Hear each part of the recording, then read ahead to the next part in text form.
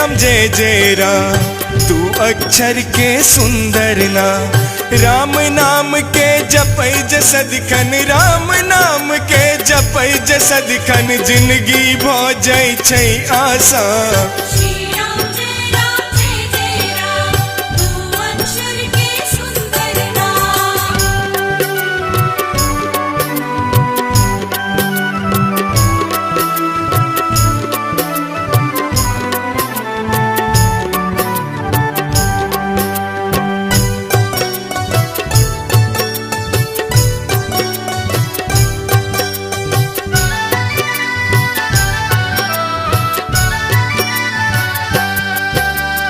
भक्त प्रहलाद के रक्षा लय, प्रभु जी नरसिंह अवतार लेला, प्रभु जी नरसिंह अवतार लेला।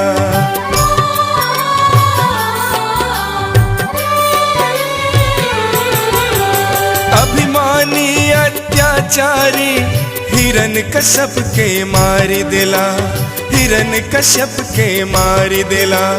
सागर मंथन में भगवान कश्यप रूप बनेला, परशुराम अवतार प्रभु के जगत प्रसिद्ध कहावे।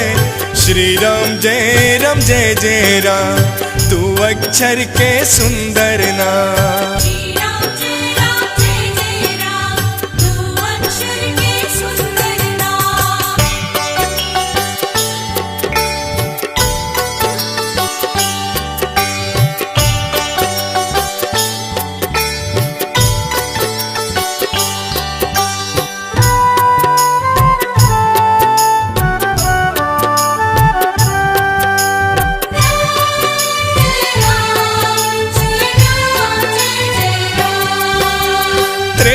युग में अपने श्री राम रूप में जन्म लेला, राम रूप में जन्म लेला।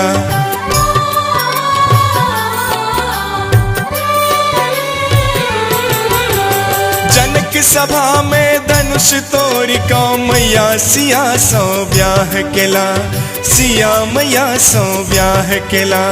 द्वापर युग एतै त प्रभु अवतार कृष्ण के लेता, सगरो धरती पर अधर्म के मिटा जते सब नामो निशान। श्री राम जय राम, दो अक्षर के सुंदर ना। श्री राम जय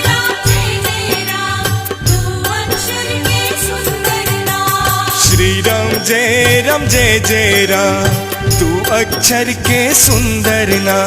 राम नाम के जपै जसद खन, राम नाम के जपै जसद खन, जिंदगी भो जाय छै आसान।